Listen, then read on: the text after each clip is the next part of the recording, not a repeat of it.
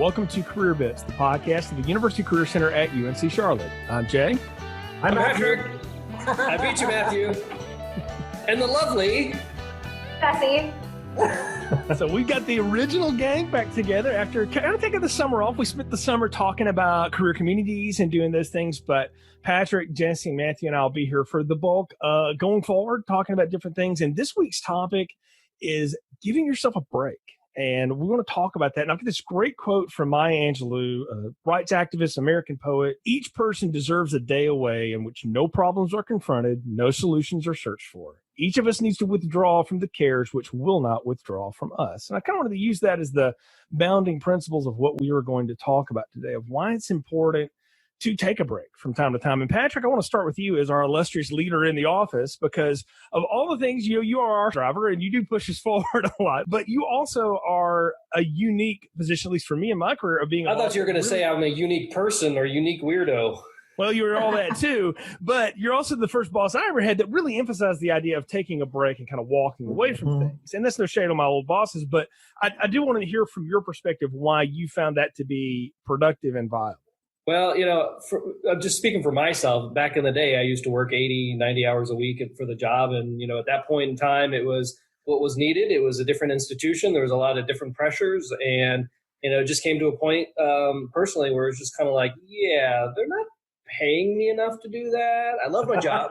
And, I think I'd like to have a life too. And so that's where a lot of stuff changed. I came down to North Carolina, took a pay cut to come down to North Carolina, but it expanded everything in my life. And so now I'm very, very intentional of doing my best, I should say, turning off my computer at 5 o'clock and not checking email. I plan out vacations throughout the year. Jessie, you're my positive psychology guru. And when you have something to look forward to, it drives you forward and it makes you excited and happy more so than if you don't have something to drive towards.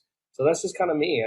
I think that life is not work. It's not about work only. Life is not about sitting in your office trying to get ahead. There's got to be more to it. And you got to figure out what's your thing. I could not agree more. That is so true. And I also feel like, especially right now when we just seem to be behind computer screens 24/7. And not video games either. Not video games, not social media. Hey, bosses. No, but it also is Matt, not social media. Social media keeps me alive sometimes, and then it drains me emotionally. So then I have to reset. So true. But for me, I just need to really get away from my computer. To Patrick's point, like closing that laptop at 5 o'clock, maybe 4:30, depending on the day. Maybe depending on the day. North Carolina HR, if you're listening to this is not brought to you by Patrick. Totally on the computer at 7 a.m. Come on. But getting some fresh air is so important. Dude, I feel you. Like, that's something that I'm obsessed with my phone and I'm obsessed with LinkedIn. And, it actually took my boyfriend, Austin, to tell me, like, put it away. Like, you have to stop looking at it. So he actually takes my phone away. And I actually felt just such a breath of fresh air, just being like, okay, I kind of realized that I only use my phone for work. And so what's the point of really having my phone with me if I'm not working, honestly? So, like, instead of looking at my phone, I now go outside and I pick weeds out of my garden. And my favorite thing to do in the evening now, I usually hate cooking because I'm a horrible cook, but I like cooking and just like putting on 90s country, like female. Yes. Martina McBride, Shania Twain. Yes. Oh my God. Shania. Yes. Oh, it gives me And life. for you cooler people, old school rap from the early 90s is much better than 90s country music. I don't know about all that. Or as Jay said, the Backstreet Boys. No, is the Backstreet Boys? No, I said Kids on the Block earlier. Okay. But isn't that the same thing? Sort of. They were all written by the same guy. So, if that helps. So, no, I think I love that, though, that you've all talked about things that you like to do to break away and stuff. And I think we get into that habit, but I was talking with a group of friends over the weekend and we were talking about like the idea of sort of just work all the time. And one of my buddies works for he's a sales rep, and so he's worked from home for years, and that's kind of his routine. And he said the thing I love about my company is that they're not one of those punch in at 7, do all this, let me see how long you're doing until 5. They just want to see the output of what you're doing. So if I get up at from 6 to 9 and I crank through a bunch of paperwork, and then I take a break until 12 and I start calling clients, and then they don't care as long as I get my stuff done. And he said, I find those breaks in between really good for my soul, for my mental health. And I got to thinking about, we all at one time or another have taught or still do teach freshmen and students about good time management when it comes to studying. And what do we always say? You study for 30 minutes, you take a 15-minute break, you study for why wouldn't you apply that same thing to work? Because your brain doesn't change that much from young adulthood to older adulthood. If anything, it slows down. I found that out. So I thought, that's a good principle to live by, though, is you can only concentrate on something for so much at one time.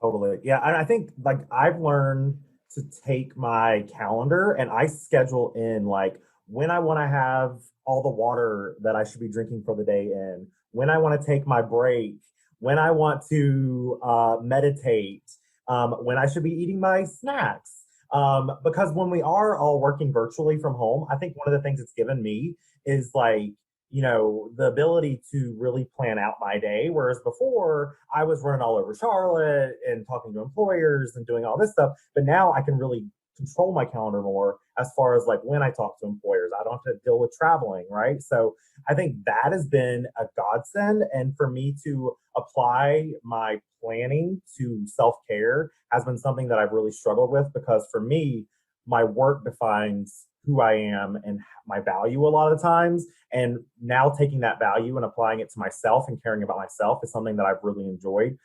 So there's a plus side of COVID, I guess. And for those of you who are not as geeky as Matt and have a calendar with increments, pay attention to your energy level. That's what it comes down to. If you're more like me and I tend to pop around a lot, I'm going to pay attention. Am I getting a little bit tired? Is Jessie and Jay, are they annoying me a little bit more than normal? Or... The answer is always yes. Yes. And so that's your out. And I think, Jay, you got it right. It's 30 minutes, 15 minutes, whatever the magic number is, you'll start to see yourself ebb and wane throughout the whole day. And just pay attention to your body, pay attention to your energy level. And oh, by the way, we all have our own, circadian rhythms, or is that the bug? That's not the bug. The cicadas? Yeah, no, you're right. It's circadian rhythms. Circadian. So not the circadian, or the circadian. The idea that we know when we have the most energy. So I get all my work done between 6:45 a.m. and about 10 a.m. because I know 1 to 4 p.m. I'm not there.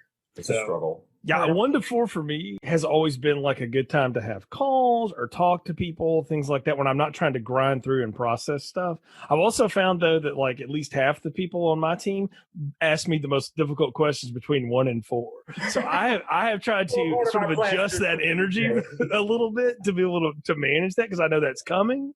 But I've learned that through the system. I think the point is paying attention to how your life goes. And as uncontrolled as all of it seems out there right now, there's actually a good bit of pattern in what you're doing every day. And you do have a lot more control over that than maybe you think. And Jessie, I wanted to pick your brain on that too, again, as our positive psychology guru.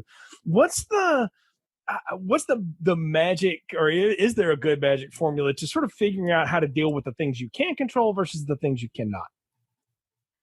That is a fantastic question. I feel like, to what Patrick was kind of mentioning, you just kind of have to understand when you are personally ebbing and flowing. If you are feeling so pent up with frustration or boredom, you're crossing your eyes because you can't concentrate anymore, then that might be the time for you to take a step away from your desk, away from your work, go outside. Again, I am a hardcore proponent of getting away from the screen. And like Matt said earlier, get away from your phone, get away from everything. Because if you don't recharge yourself, then you're not doing anybody a service, especially yourself. And Jessie, I'm glad you're not an opponent to that, because that would be weird. Who invited you to this conversation? Yeah, proponent. Yeah, but some of the stats show that Americans tend to leave a lot of vacation time on the table. They just don't take it. And even when their companies give them unlimited vacation, they get scared to take a vacation because they feel like they may not get ahead. Recently, there was a study that was done around depression, and our country is one of the top countries in the world that have very high rates of depression, and it's only going up. And so all of these different things, the stuff that Jessie talks about in her positive psychology class, and if you're a student, look for it in the course guide throughout the year for the next time she's teaching it. It talks about the end benefits of paying attention to yourself, being mindful, having a good balance in your life, whatever that might be, to move yourself forward. But really quick, Jessie, you have a young child, and I know it's your husband, but I'm just kidding. No, a young child My man and your child. husband. Yes. That's a whole nother level of balance and mindfulness. I wonder if you just have a couple things that you learned that you want to throw out there for those in similar situations.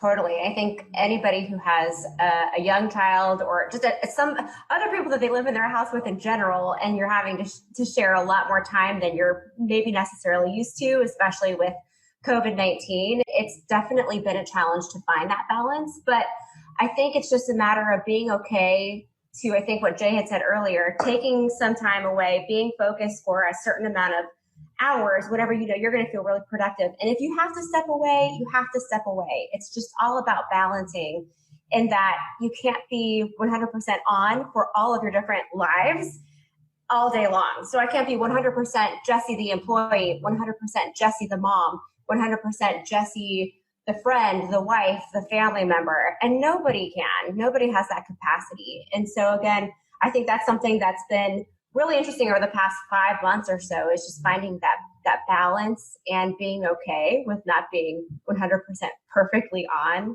for all of those roles all the time. Matt, I wanted to ask you, see if you agree with me here. I would posit to you that if you are constantly go all the time, there's no way you can possibly stay on track with what you're doing day to day.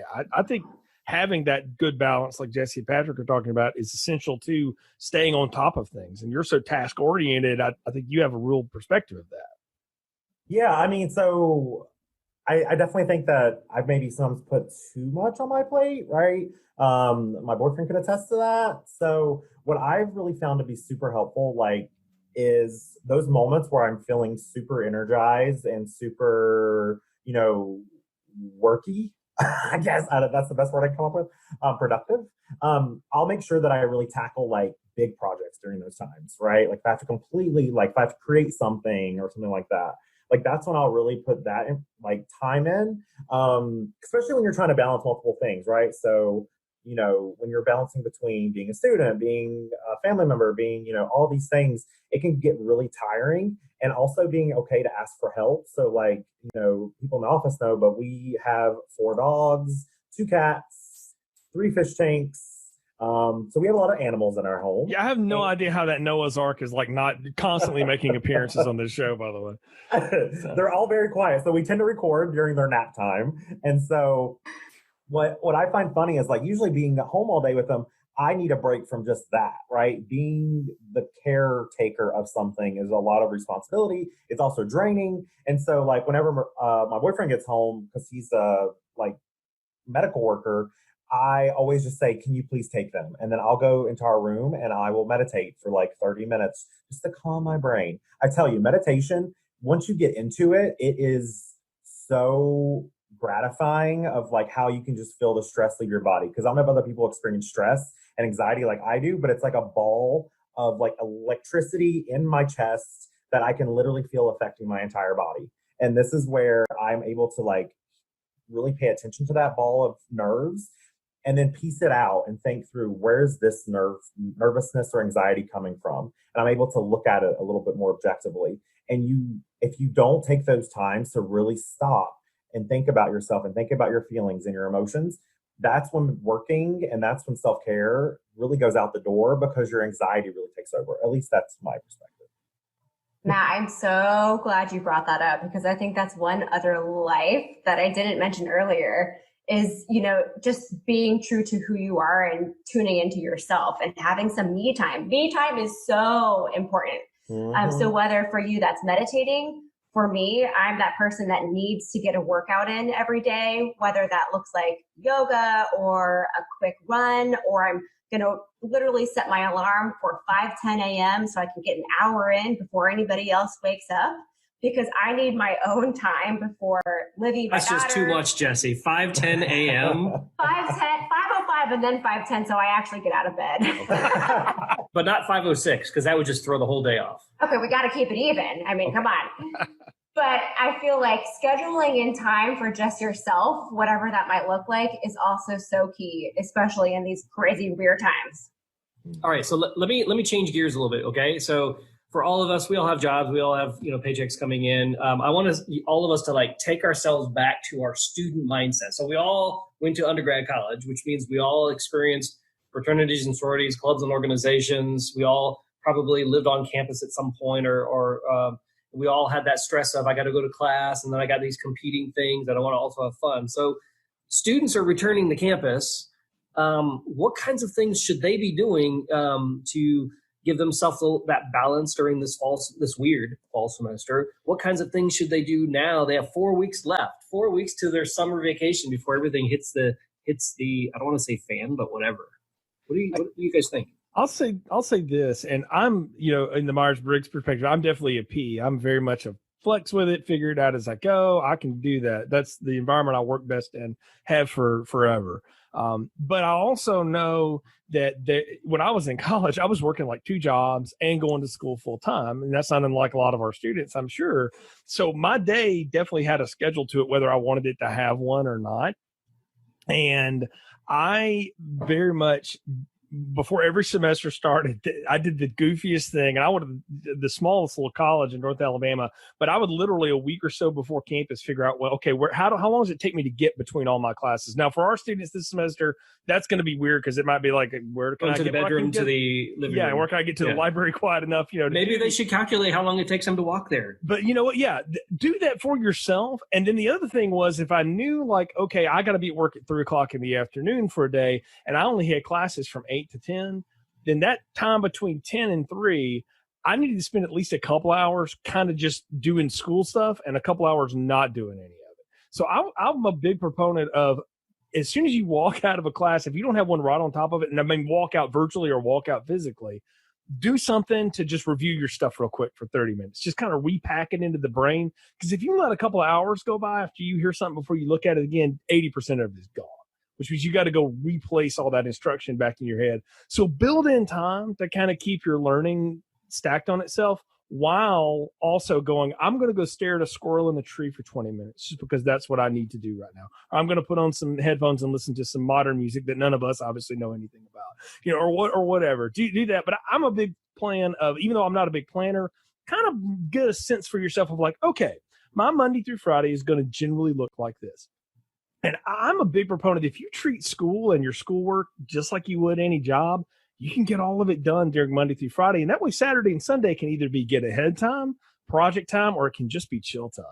And if you'll do that for yourself, you'll alleviate a lot of stress for yourself coming down the pipeline. That's me.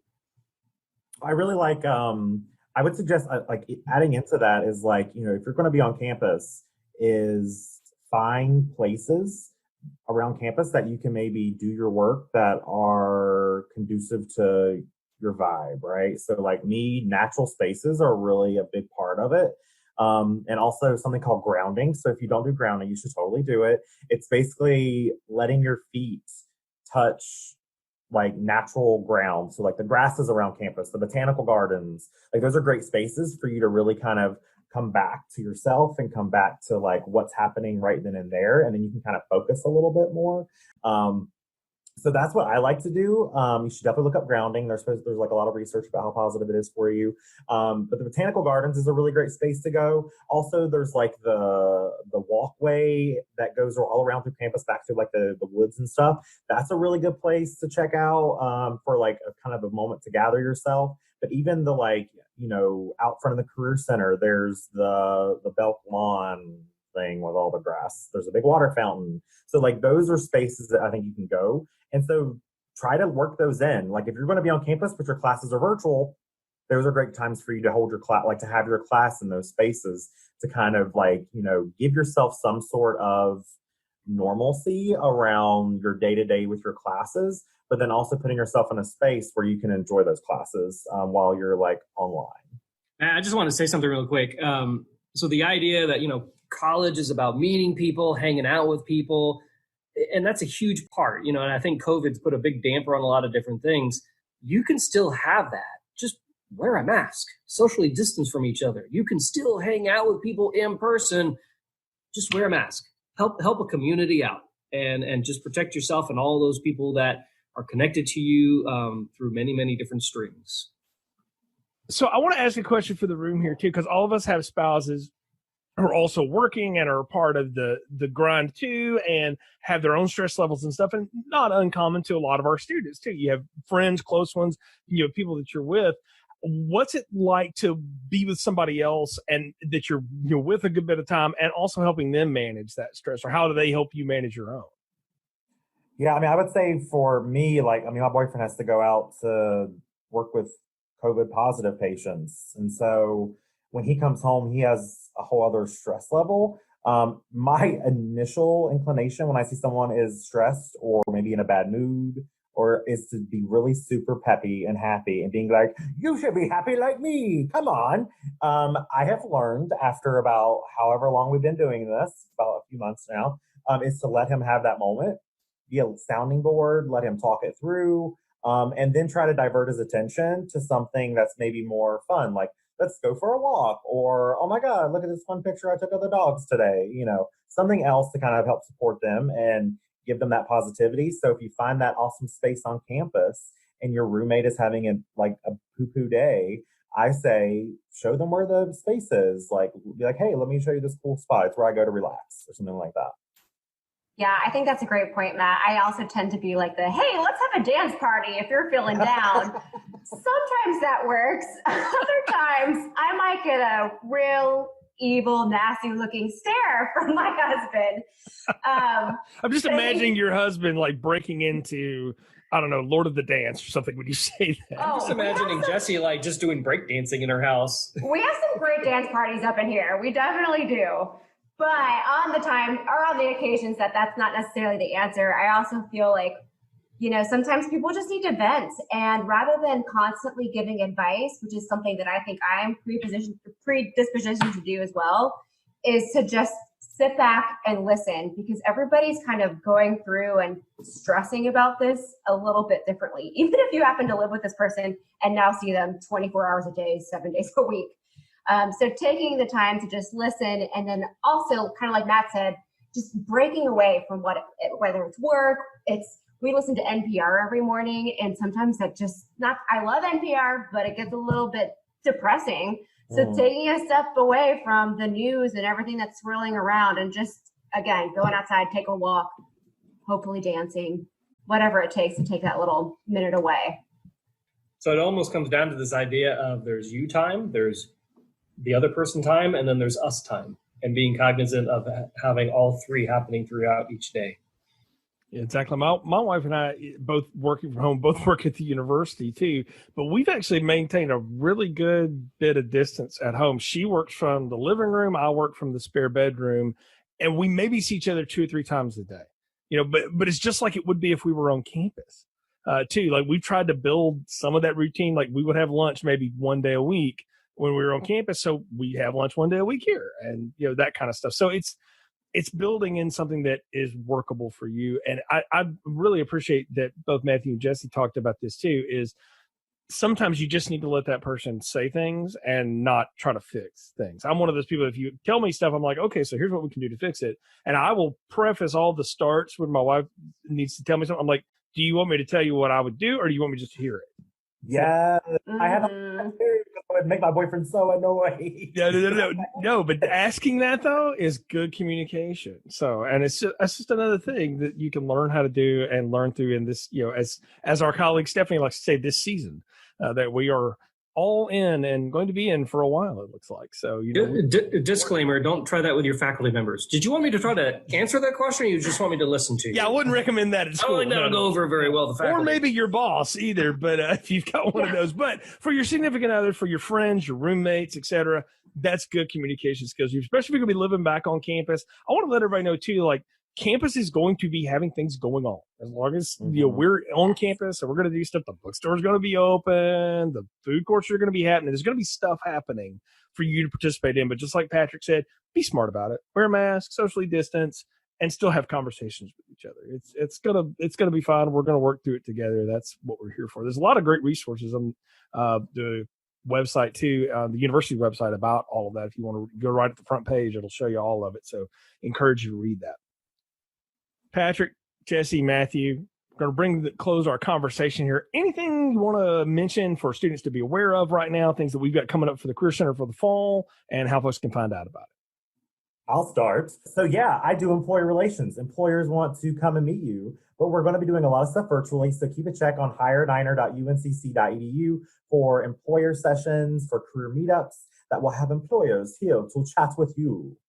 And I am one of the career coaches, and our fabulous career coaching staff is also very excited to see you all back on campus, whether it's in person, virtually. We're going to be doing some hybrid stuff, so keep an eye out for that as well. And let me just wind this all down. And remember, students, do something for your career. Find your purposeful work. Do not wait. Everything is still happening. The world is still moving forward. There are still jobs out there. There are still things that you need to do to package yourself into being that awesome person that we know that you are and you will be after graduation. Use the Career Center. Folks, thanks for joining us on this latest episode of Career Bits. You can follow the University Career Center on social media at Niner Careers and stay up to date on the activities through our website, career.uncc.edu. Talk to you again soon.